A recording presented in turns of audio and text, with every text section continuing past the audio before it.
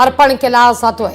काही वेळापूर्वी जर आपण पाहिलं तर सत्ताधाऱ्यांनी सुद्धा छत्रपती शिवाजी महाराज यांच्या या पुतळ्याला पुष्पहार अर्पण करून अधिवेशनाला खऱ्या अर्थानं सुरुवात केलेली होती आणि आता विरोधकांकडून देखील या ठिकाणी पहिल्यांदा छत्रपती शिवाजी महाराजांच्या पुतळ्याला पुष्पहार अर्पण करून अधिवेशनाला आता सुरुवात होतीये। बरोबर 11 वाजता पावसाळी अधिवेशनाच्या कामकाजाला सुरुवात होणार आहे। 10:52 झालेली आहेत। पुढच्या 10 मिनिटात आता या ठिकाणी अधिवेशनाच्या कामकाजाला आज सुरुवात होईल।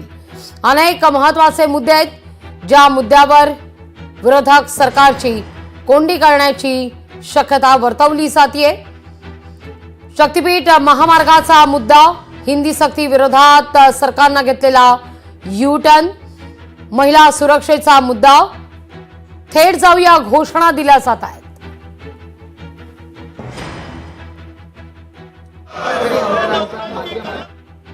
श्री श्री शिवाजी महाराज की जय। जय भवानी, जय शिवाजी, जय भवानी, जय शिवाजी। अरे मराठी माणसाच्या एकीचा जय हो, मराठी माणसाच्या एकीचा जय हो। भाई 72 जागांच्या आधारावर